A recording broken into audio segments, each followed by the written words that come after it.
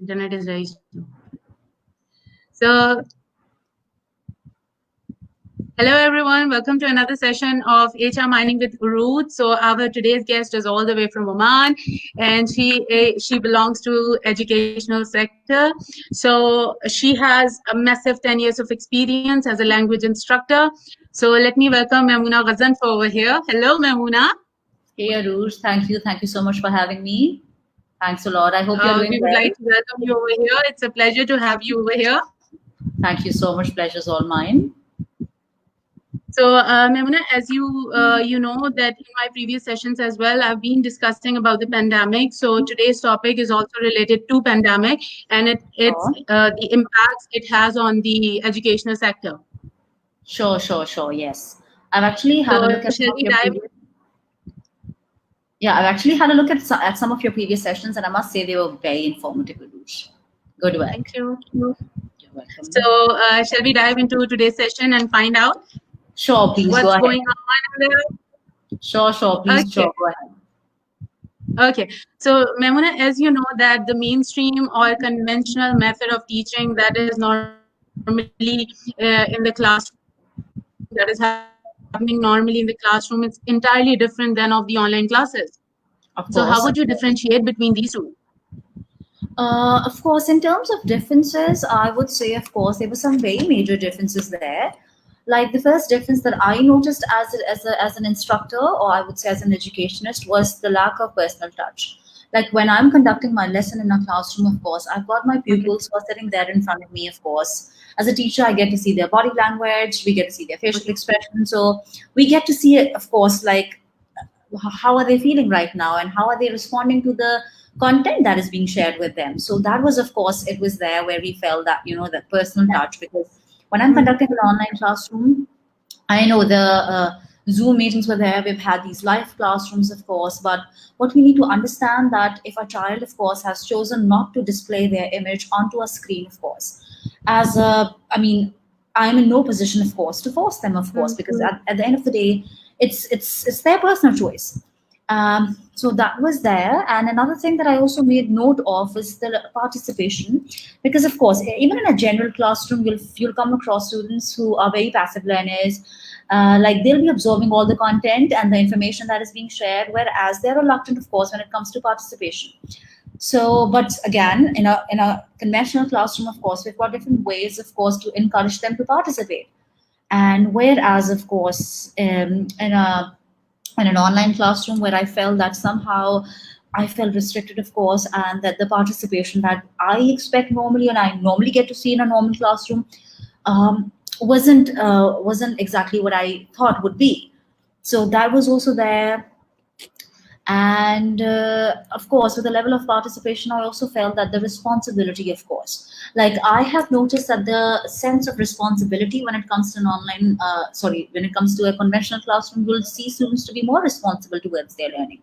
But whereas in an online classroom, again, it may not be it may not be that positive. But again, I would say that we've got to give them the benefit of the doubt that this is something new, something completely it's a new concept for them, something that they've never done in the past. So let's just give it to them that, of course, with time and gradually they will learn. So I'm just hopeful, of course, that this very concept of online learning will kick in, of course. If not now, then I'm sure with the passage of time, it definitely, and it actually went really well at the moment as well. It wasn't that I would say, of course, but in comparison to a conventional classroom, of course, I would still say that I mean, there are little barriers here and there, of course, that we still need to go through. Yeah, Of I'm course. sure. So, Memona, in particular, what challenges you have faced during this time period? I'm sure, like, when I was just in my previous answer, of course, I've already made note of some of the challenges. I've already mentioned some of the challenges, like the lack of personal touch and participation, of course. So, another challenge, of course, that we faced, I would mention, is we need to ensure that the content that is being shared with our students, of course, is very interesting, is creative, it's meaningful. And another, of course, big challenge here was that I've been given this a live classroom, of course. I may be allowed to record videos, of course, but somehow, that may not be, of course, effective as being, or maybe I would also say it in a way that, of course, we as teachers, like this is something new for us as well, like something that I've never done in the past. So, Mm. of course, like I also struggled at times, of course, as an instructor. But I am, as I said in my previous answer as well, that we've been there, of course, and we are learning, and we are always learning, and there is always a room for improvement. So I'm just being positive, of course, that with the passage of time things will get better. But in terms of challenges, of course, we've got to ensure that the content that is being shared is meaningful, it's engaging. And we've also need to ensure that, Mm. like student motivation is there, engagement is there. We've got to motivate them all the time. So I mean, and another important bit that I felt, of course, that in terms of marking their work, that was also a bit of challenge, Mm. of course, that because everything is now being done online, whatever comments and feedback that I have to give to Yeah. them, of course it needs to be done on that screen. Like, whereas if I'm doing it in front of a child, of course the child can just question me there and then, but when it is being done passively, of course, or the child may not be present, of course sometimes it may get like lost in Mm. that platform. Like I because when I am giving my feedback in front of a child, I know that they've understood what I was trying to explain. But when the feedback Mm. is being done passively, of course, where I am not present in front of them, Yeah. then of course it might be a bit of a struggle and a challenge for me there as well. Mm. So yes.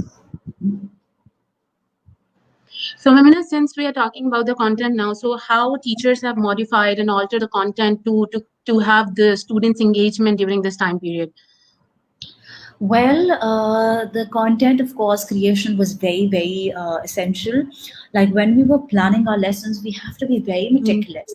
That the starter, the main body, Okay. and the way we would want to end our lesson, everything from top till bottom has to be very meticulously done.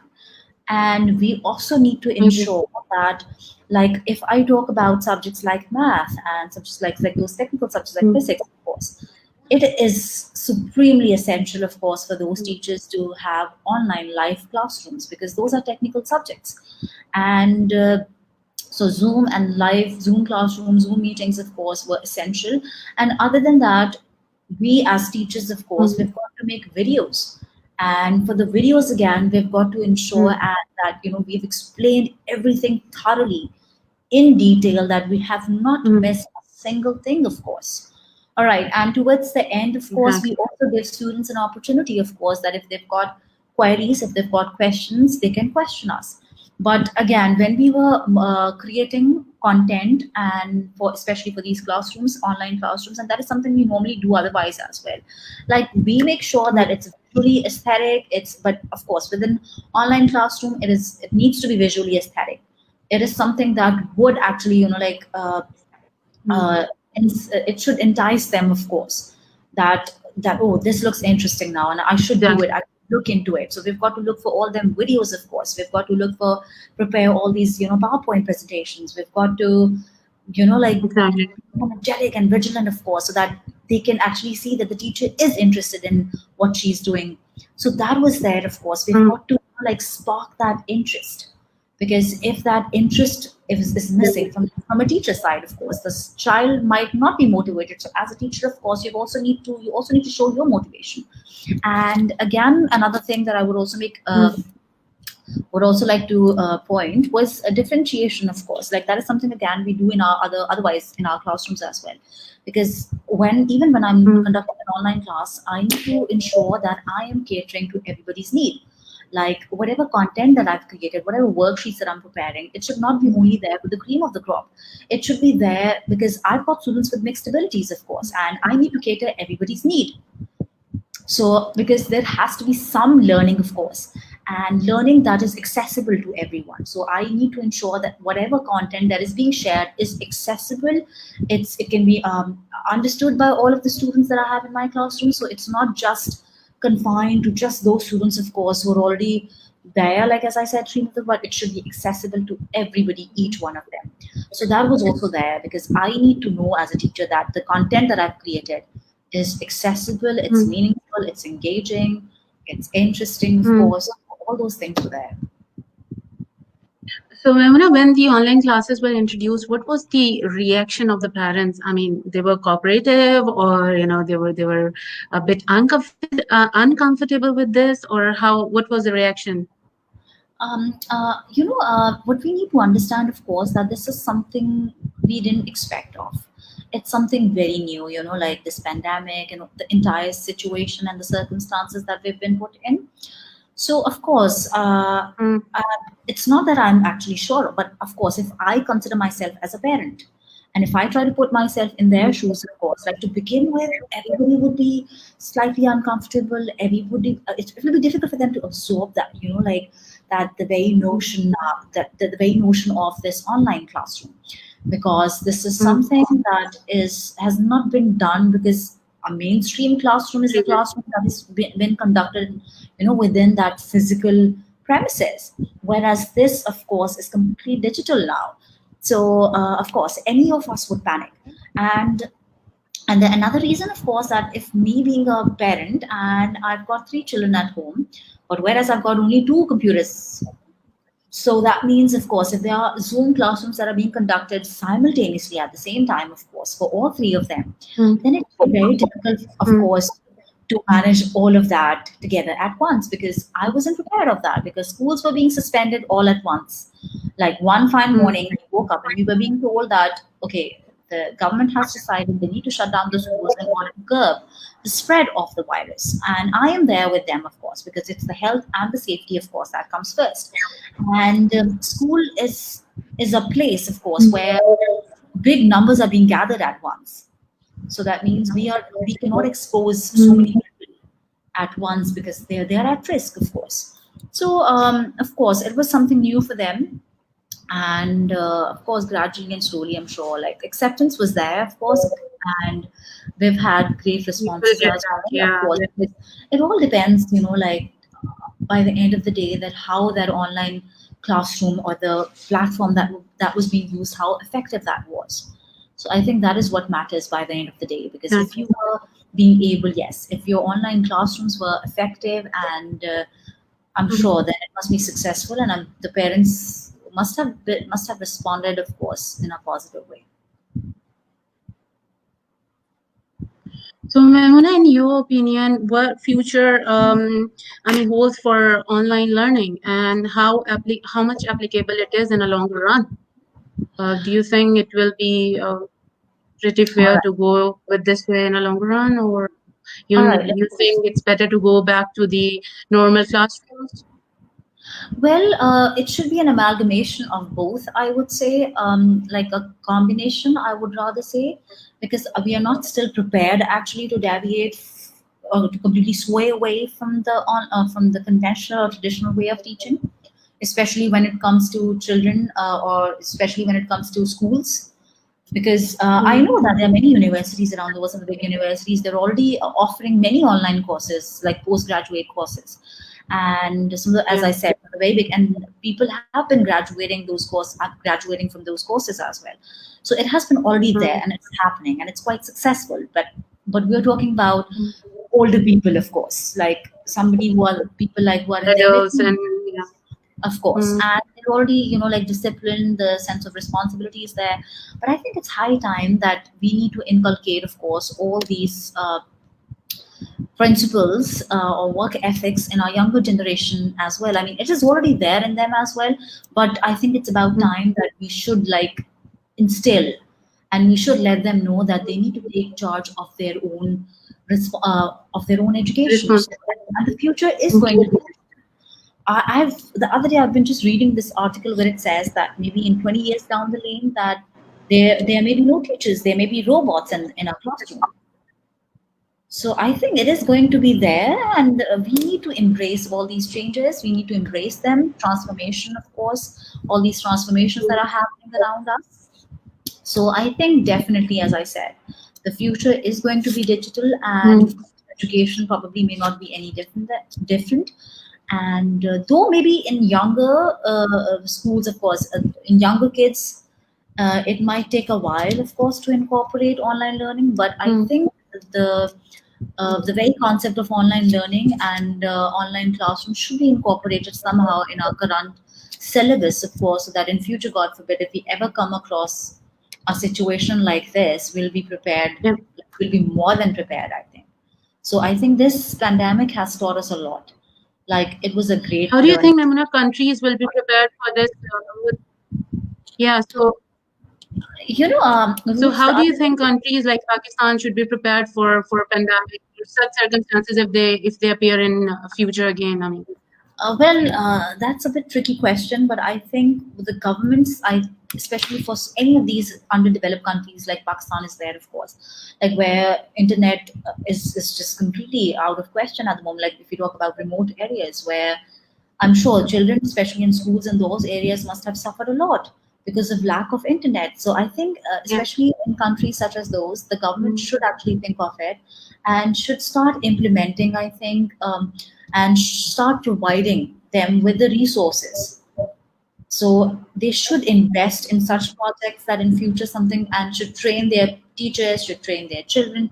So in a situation like that, of course, God forbid, if they come across in the future, I'm sure like they need to prepare themselves that something like that can happen again, God forbid. And I mean, even in general, because the other day Yeah, I've you seen never know. a report, yes, for UAE, they've been planning for already 20 years ahead, that if that what, how do they see Mm, this very sector of education. And I think Pakistan true. or countries like like such underdeveloped countries, they all need to like think about it on a serious note, that this is serious, Mm, of course, and education is essential. yeah, Education is essential in a way that like true. I as a parent would want my child to, I would want to educate my child irrespective of the circumstances. Like even if I would have Exactly. savings, of course I would want to spend that saving onto my child's education. So countries Yeah, like these need to take such things seriously, of course, and they need to invest into this very sector called education. I mean, they should not which is very compromise on important, I that. I believe. mean, it shouldn't be compromised at Yeah, all. true. So they need to understand that, of course, like a child who is there in a remote area is deserve to be educated like any other, like an urban metropolitan area. So there is no difference there. Like a child who's studying in a posh school in Lahore, for instance. I mean, of course, Mm, and the child who's is being taught in a remote area, for instance, in a rural area in Pakistan. I mean, they both deserve to be educated no matter what. So online, of course, learning has to be, like it needs to mm. be implemented. I mean, that's out of question that there is shouldn't be any compromise on that. And as I said, that the future is going to be digital now, and with all the technological I advancements and all that, agree, and I mean, any child now, if you'll have a look at a child who's 4 years of age, even they know how to operate a gadget. Like people are becoming very tech savvy anyway, so it's about time. If very true. if not now, then when? Yeah. I agree, and especially with the world moving so fast and changing so fast, so much of transformation in each and every sector. I agree with you, Memuna, and I would like to say thank you for being here and sharing these More than insights with all welcome. of us. You're more than welcome, Urooj. It It's was a pleasure pleasure. talking to you, and It I'm was a just waiting for pleasure. the flights to open up. I would love to come to Oman to visit Sure, you. sure, sure, sure, sure. I'd love to have you here. I'd love to have you here too. I'd love to have you here. Thank you so much once again. Take care. You're more than Have a welcome. great day. You're more than welcome. You too. Thank you so much. Have a great day. You too. Thank Thank you. you. Take Thank you so care. much. Take Cheers. you too. Cheers. Bye. Bye. Bye. Bye.